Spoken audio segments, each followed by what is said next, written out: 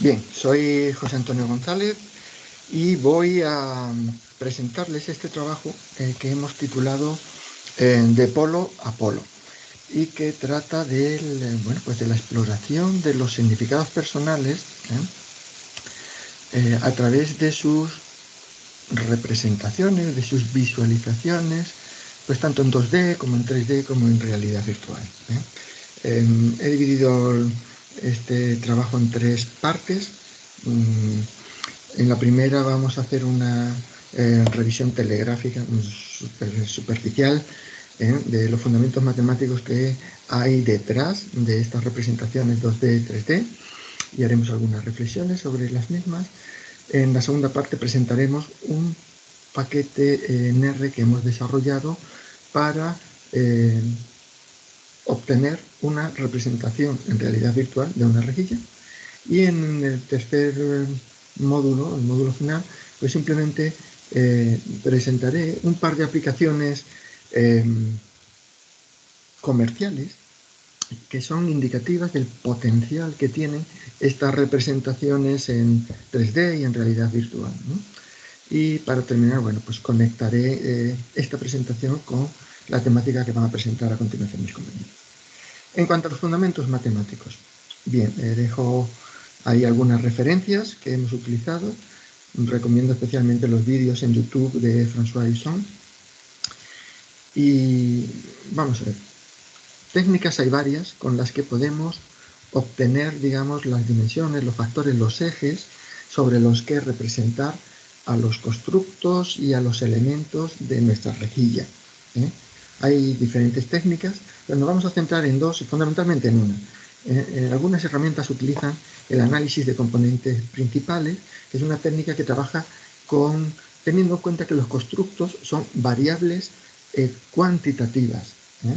Son discretas, van de 1 a 7, pero son numéricas. Por otra parte, hay otras herramientas, como por ejemplo el RECOS, que trabajan con análisis de correspondencia. Y eso implica entender que se puede ver a la rejilla como una matriz, como una tabla de contingencia. En la tabla de contingencia se cruzan dos variables cualitativas, se cruzan todas las posibles categorías de una determinada variable cualitativa con todas las categorías de otra variable cualitativa. Bien, pues la primera reflexión es en torno a esto, es decir, ¿cuál sería la técnica que aplicaría realmente a la rejilla? Ya digo, si consideramos a los constructos como variables cuantitativas, claramente el análisis de componentes principales aplica, pero tiene una limitación este análisis, y es que nos fuerza a estudiar por un lado los elementos y por otro lado los constructos. Ahora lo vamos a ver. Y esta es la gran ventaja que aporta pues esta sugerencia de Francisco Rivas de utilizar el análisis de correspondencias a la rejilla, que es que nos va a permitir representar en el mismo plano, con el mismo espacio, a elementos y constructos. Pero como dije, esto supone interpretar la rejilla como una tabla de contingencia. Y en realidad, pues las celdas en las que se cruzan las diferentes categorías, pues no son frecuencias, no es el número de veces en que ocurre esa correspondencia. Es algo sutilmente diferente. Es la intensidad con la que una característica es percibida en un determinado elemento. No es exactamente lo mismo, pero se puede hacer. Bien, este ejemplo está tomado del libro de Feixas y Cornejo, en La rejilla de Daniel, que vamos a utilizar a lo largo de todo el trabajo, la presentación. Bueno, este sería el resultado de un análisis de componentes principales. Y como vemos, pues por un lado tendríamos el estudio de los elementos, si están más cerca, porque son más similares, si están más lejos, pues menos parecidos. Y por otro lado, pues el grado de relación entre los polos. Pero son dos análisis diferentes, aunque luego se utilicen uno para entender mejor el otro. Pero esto es lo que nos aporta la técnica del análisis de correspondencia, que podemos representar elementos y constructos en la misma visualización. Bien, es una técnica simétrica en el sentido de que nos da igual si los elementos están en las filas o en las columnas. Al final, el porcentaje de varianza explicada por el primer factor es lo mismo si se hace de un modo o del otro, como vemos aquí. Bien, esta segunda opción con los elementos en las columnas, es decir, tal como aparecen en la rejilla, es la opción que se utilizó en el manual de Seixas y Cornejo, que hemos sido capaces de reproducir en todos sus términos, ¿no? No solo el gráfico, sino las coordenadas, el coseno cuadrado, los porcentajes de varianza, es decir, de inercia explicada, las contribuciones a los ejes, de elementos y constructos. Es decir, que de algún modo estamos bastante convencidos de que el mapeo que se ha hecho, perdón, entre los constructos de la rejilla y la entrada al análisis de correspondencia, pues corresponde con esta parte de la izquierda. Es decir, si tenemos un constructo como atrevido reservado, pues polo reservado tomaría las puntuaciones de la rejilla tal cuales, mientras que el atrevido habría que invertirlas. Esto, bueno, pues supone que cuando el sujeto nos da un 2, es decir, nos dice que es bastante atrevido, sin decirnos nada sobre si es reservado, nosotros estamos asumiendo, bueno, que ahí hay algo de reservado. Hay otras lecturas de las puntuaciones de la rejilla, como estas de la derecha, en las que, bueno, se consideran como dos cosas opuestas. Y si uno es atrevido, pues no es nada reservado. Y si es reservado, pues no es nada atrevido. En ese sentido, bueno, pues los polos quedarían con puntuaciones en el lado que corresponde y ceros en el otro lado. Y en cuanto al 4, pues hay también diferentes interpretaciones. Podremos interpretarlo como no soy ni un polo ni el otro, 0, 0, o como soy un poco de esto y un poco de lo otro, como un 1, 1. Lo interesante es que esto produce representaciones diferentes. Y no solo representaciones, sino que los índices cognitivos, como por ejemplo el nivel de complejidad del sistema medido a través del porcentaje de varianza explicada por el primer factor, pues cambian. En este caso concreto, con este mapeo, pues estaríamos diciendo que Daniel tiene un sistema complejo, mientras que con las representaciones previas de 1 a 7, pues estamos diciendo que tiene un sistema cognitivo simple. Es decir, las representaciones cambian, los índices cambian, hay que repensar cuál es el rango con el que hay que valorar los diferentes índices en función del mapeo que hagamos. Se puede plantear incluso otro tipo de mapeos, por ejemplo, algo cuadrático, que podría quizás ser más representativo de esa escala entre un poco, bastante, muy, ¿no? Bien, si utilizamos eso, obtenemos otra representación en la que, estirando un poquito la teoría, casi alcanza a ver el efecto de Goodman, quizás no, pero que bueno, es un efecto que aparece en tablas en análisis de correspondencia con variables cualitativas ordinales, en la que un eje separa los valores altos de los bajos y el otro, pues los valores extremos, es decir, los más altos y los más bajos, de los intermedios. Sería, digamos, una línea también interesante para explorar. Pero quizás la reflexión con más calado que me gustaría hacer, que se basa en estos artículos, tiene que ver con la lectura que hacemos del plot del análisis de correspondencia en sí. Bueno, esto lo dejo aquí unos segundos para que se pueda detener el vídeo y leerlo.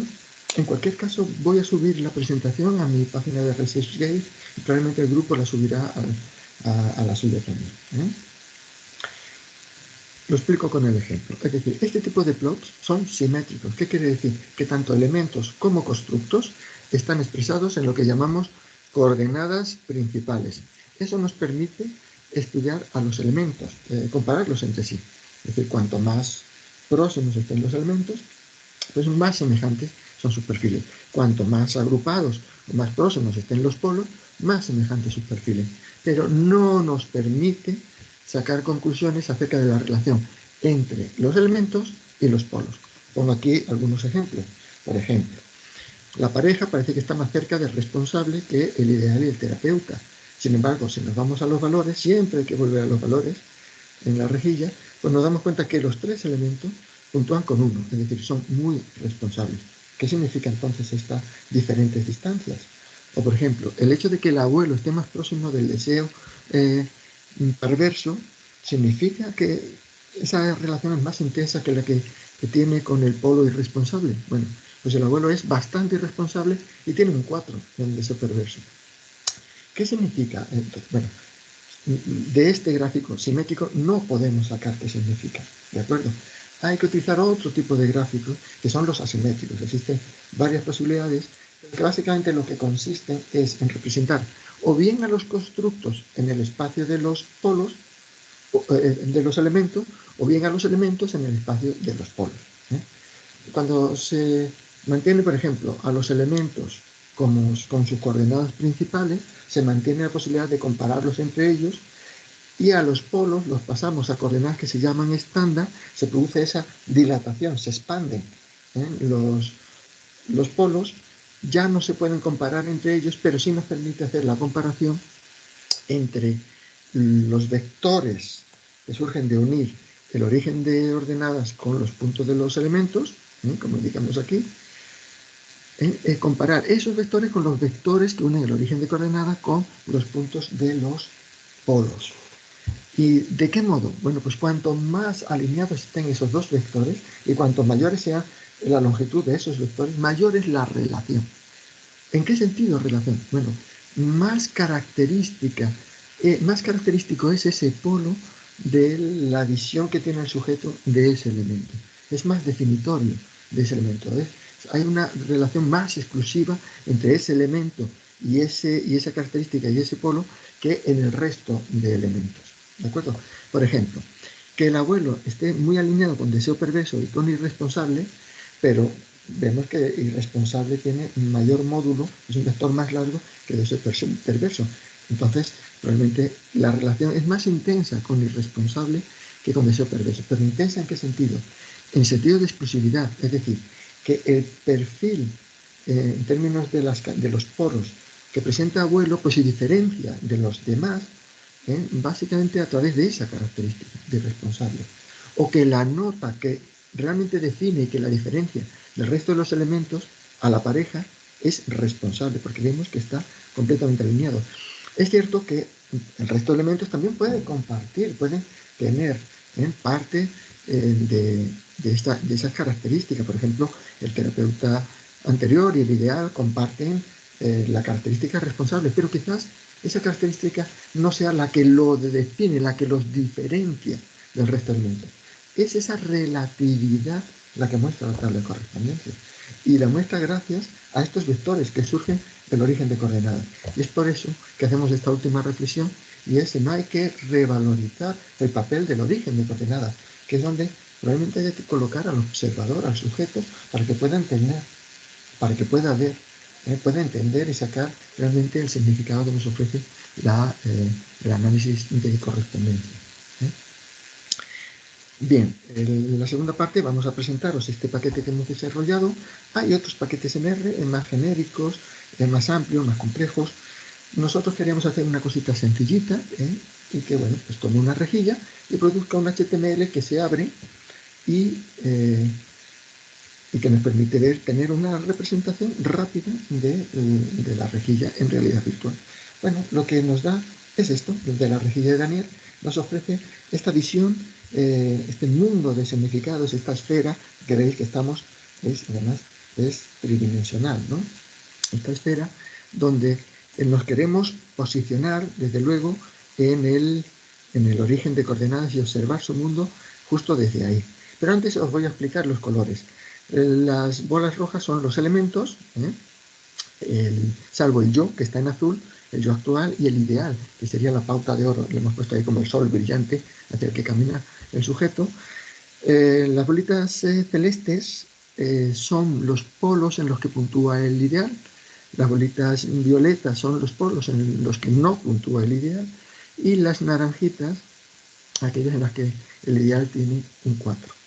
Bien, si atravesamos esta esfera de significados de Daniel, pues en cuanto pasamos vemos que hemos dividido el espacio de significados en 8 cuadrantes, perdonad, los 8 cuadrantes, ¿sí? A través de estos planos, el verde, el rojo y el azul. Bueno, pues un poquito la idea es esa, ¿no? Centrarnos aquí en el origen de coordenadas y a partir de él, pues observar cómo están distribuidos los elementos y los constructos a nuestro alrededor, alrededor del sujeto. ¿Veis? Ahí está el yo antes de la crisis, la persona non grata, el abuelo, el yo, los diferentes constructos. El origen de coordenadas está más o menos por aquí. Con las gafas uno llega ahí más claramente, pero la idea es esa. Desde el origen de coordenadas, mirar hacia los elementos y ver qué constructos son los que están, digamos, detrás, porque serían tras, al transformar esas coordenadas en estándar se produce la dilatación y quedan más allá.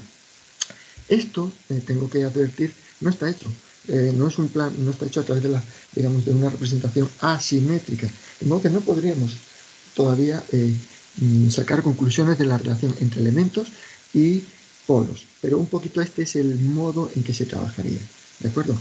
Y si estuviéramos interesados, vamos a acercarnos un poquito más. Si estuviéramos interesados en observar pues a la pareja o al ideal, pues vemos que bueno, pues apuntan en la dirección de esos polos, relajado, feliz, y la pareja pues en la dirección de responsable, como habíamos visto antes. Bueno, el A-frame nos permite inspeccionar la escena. Tenemos esta herramienta que nos permite tocar todos los elementos, redefinir sus características. Por ejemplo, puedo eliminar la esfera exterior y puedo ahora ya girarlo de modo que puedo ver con estos dos ejes la distribución de elementos y constructos. ¿De acuerdo? Regreso a la presentación rápidamente, que creo que me estoy yendo de tiempo. Y bueno, finalmente presentaros que, como os decía, hay aplicaciones comerciales que están haciendo un uso intensivo de estas representaciones en 3D o incluso virtuales, como el AIMI, la exploración de significado desarrollada por el grupo de FACES, o esta aplicación, el RepBit, que no muestra los significados de toda una corporación, de un grupo de sujetos, ¿no? Y aquí pues están representados todos los trabajadores de la empresa, pero también pues las dificultades que se observan, las fortalezas.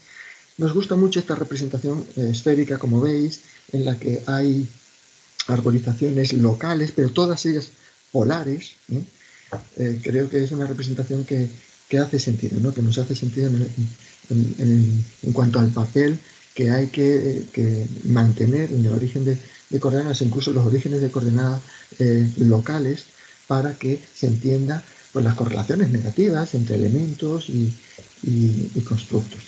Y en fin, para terminar, simplemente deciros que aunque habéis visto algo de movimiento en una esfera que se movía, o hemos viajado entre elementos y constructos, realmente lo que tenemos hasta ahora es una foto fija, es un instantáneo de los elementos y los polos con los que construye la realidad interpersonal, su realidad interpersonal, el sujeto.